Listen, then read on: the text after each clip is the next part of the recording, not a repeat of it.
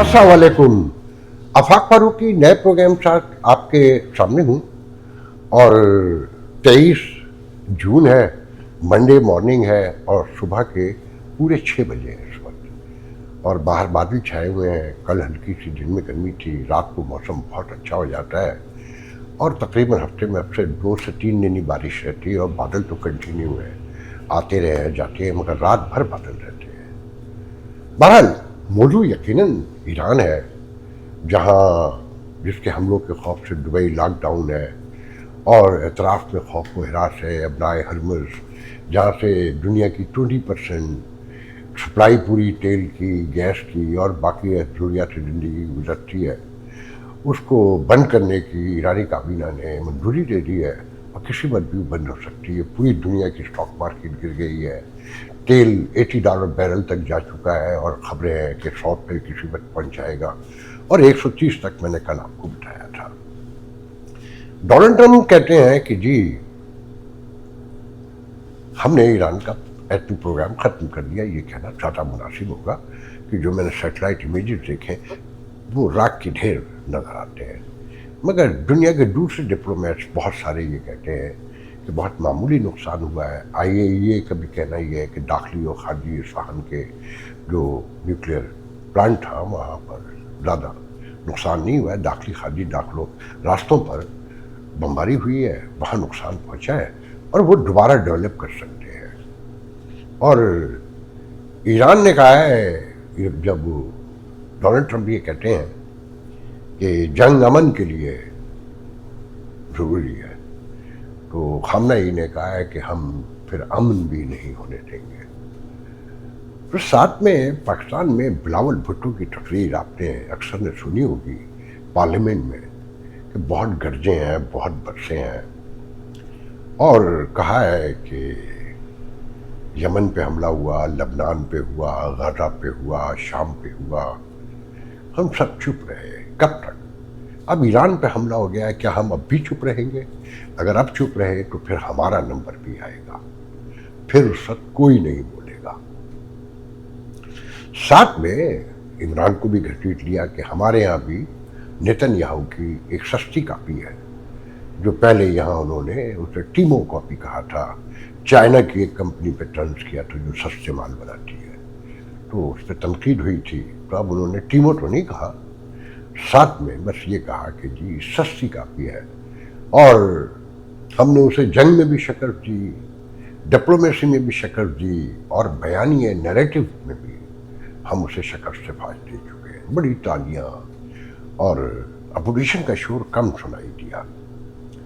हम अपोजिशन पे भी थोड़ी बात करेंगे, मगर पहले ये जो जंगी माहौल है और ईरान में, उस पर मैंने एक रिपोर्ट पूरी अमेरिकन मीडिया से, न्यूयॉर्क टाइम और सारे अखबारात की यहाँ क्या हो रहा है वो ज़रूरी है कि ध्यान में रखें कि ईरान पर हमले की हिमायत में ऑस्ट्रेलिया, जर्मनी, फ्रांस, बरतानिया और सब ने हिमायत की। और साथ में वज़ीर ख़ारजा, मैंने कल बताया था कि ईरानी वज़ीर ख़ारजा पहुँचे हैं, रूस पहुँचे थे।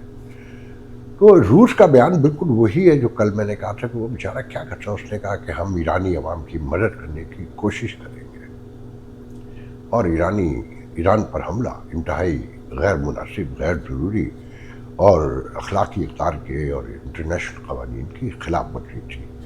और चाइना ने वही कि जनाब फौरी जंग बंदी हो और हालात मामूल पर लाए जाए। सिक्योरिटी काउंसिल में, सलामती काउंसिल में अक़वाम मुत्तहिदा की बड़े पैमाने पर तकारीर हुई हैं, वो हिमायत में, मुखालफत में सारा। मगर जो यहाँ मीडिया में सब कुछ आया है कि इस इक़दाम को यहाँ कैसे देखा जा रहा है और बड़ा मीडिया क्या कह रहा है, ख़ास तौर पे मैं उसमें जिक्र करूँगा न्यूयॉर्क टाइम का, तो वो बहुत तफसीली है। मैं चाहता हूँ कि वो पहले गौर से सुनो। सदर डोनाल्ड ट्रंप की जानिब से ईरान पर किए गए हालिया फौजी हमलों ने अमेरिका के अंदर भी और बाहर शदीद आइनी, सियासी और अखलाकी बहस को जन्म दिया है। माहिरीन कानून और मुबसरीन के मुताबिक ये इक़दाम न सिर्फ अमरीकी आइन की हदूद से तजावुज़ करता है, बल्कि बैनुल अक़वामी क़वानीन और जमहूरी उसूलों के भी ख़िलाफ़ करार दिया गया है यहाँ। اور سمجھا بھی جا رہا ہے۔ امریکی آئین کے آرٹیکل 1 سیکشن 8 کے مطابق جنگ کا اعلان کرنے کا اختیار مکمل طور پر صرف کانگریس کے پاس ہے، جبکہ آرٹیکل 2 سیکشن 2 صدر کو صرف کمانڈر ان چیف کی حیثیت سے محدود اور فوری ڈیفینسو اسٹیپس کا اختیار دیتا ہے۔ ناقدین کرٹکس کا کہنا ہے کہ ٹرمپ نے کانگریس کی پیشگی منظوری کے بغیر ایران پر حملہ کر کے آئینی حدود کی شدید خلاف ورزی کی۔ اس کی سزا کیا ہے یہ میرے علم میں نہیں ہے ابھی۔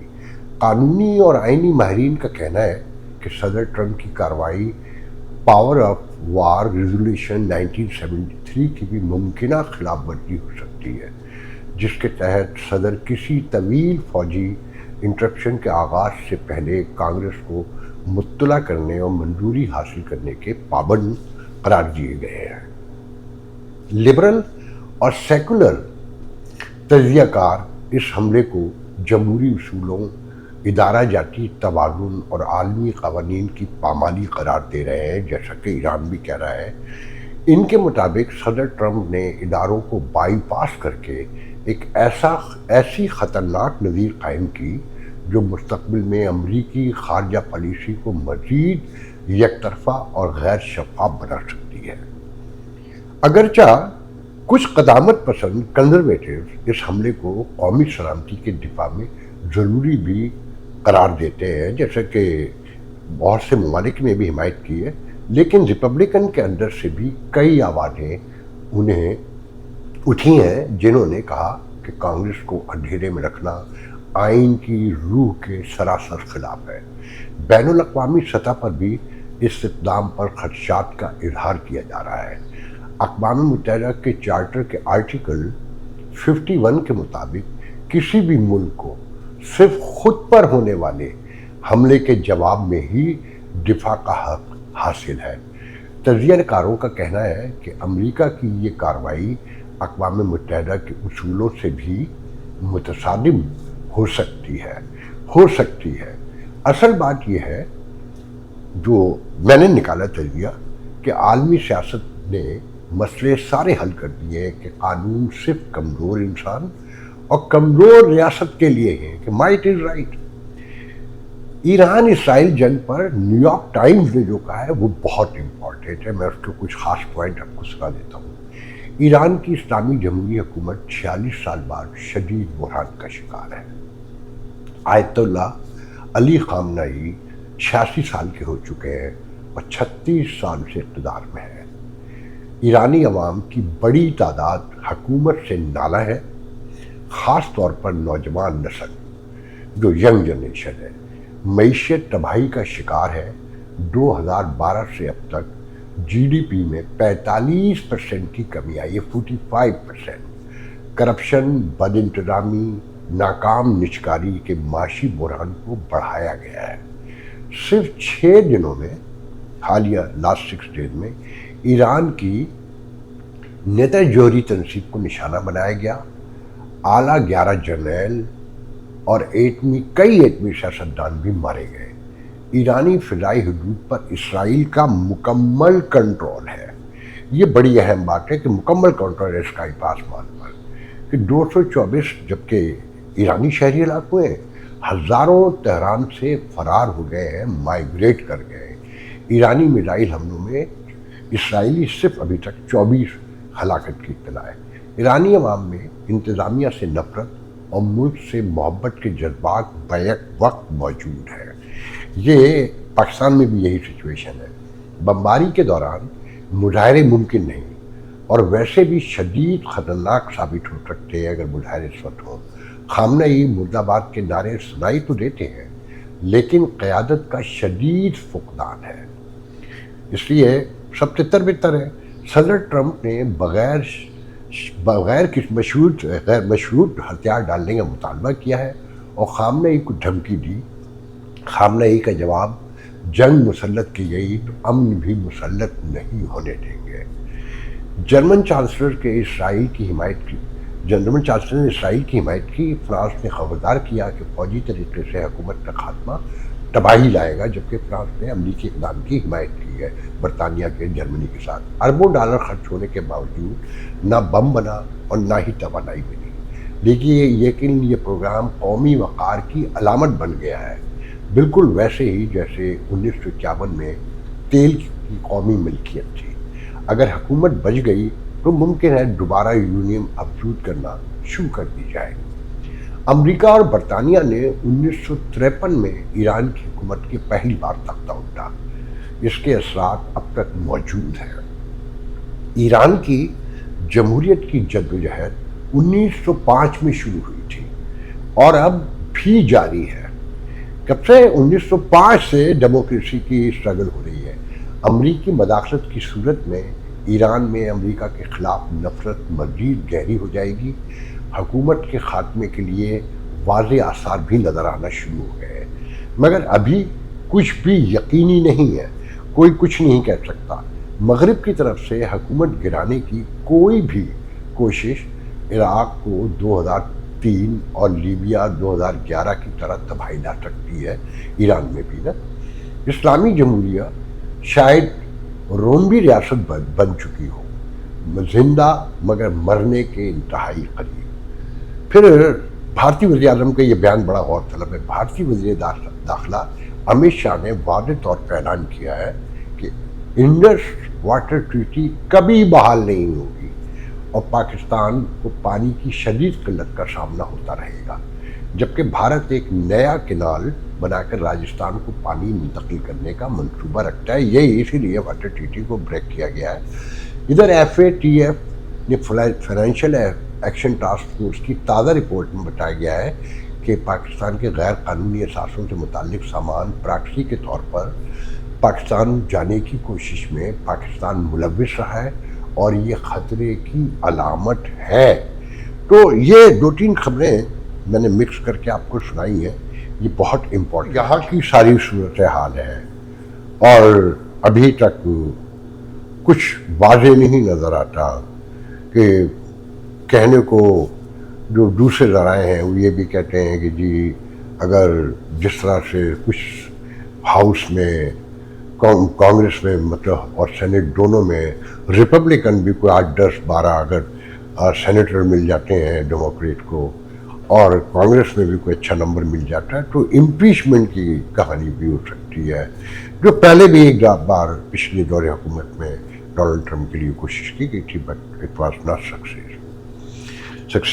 تو اس روشنی میں آپ چیزوں کو دیکھیں، مگر یہ بات جو ابھی کچھ دیر پہلے کی کہ عالمی سیاست نے ایک بات طے کر دی ہے کہ قانون انصاف کمزور انسانوں کمزور ریاستوں کے لیے ہے۔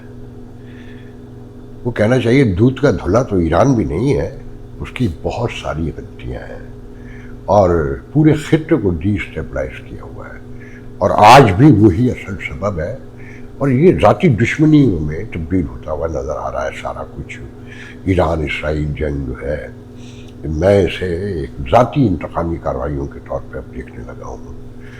امریکہ نے یہ کیوں اسٹیپ لیا یہ تو تاریخ بیان کرے گی اور آنے والے دنوں میں پتہ چلے گا کہ ایک وہ صدر جسے ابھی پیس نوبیل کے لیے نامینیٹ کرنے کی مہم چل رہی ہے اور پاکستان جیسے ملک جو غزہ کے لیے شور مچاتے رہے ہوں اور ایران پر حملے کی شدید مذمت کرتے ہوں اور پھر ساتھ میں وائٹ ہاؤس بلا کے commander in chief, field marshal, de facto وزیر اعظم تو کہنا غلط ہوگا، براہ راست وزیر اعظم مونی کو میں کہتا ہوں کہ ان کے ساتھ جو ہاتھ ہو گیا، اور یہ جو بلاول کی تقریر ہے نا یہ غصہ ہے وہی آرمی چیف کے ساتھ جو ہوا کہ سب کچھ کمپرومائز ہو گیا، مارشلائز کر دیا گیا ان کا دورہ، اور سنب کہنا چاہیے زیادہ بہتر ہوگا کہ پورا دورہ ہی ختم ہو گیا، ورنہ تو بھیجا ہو جانی تھی۔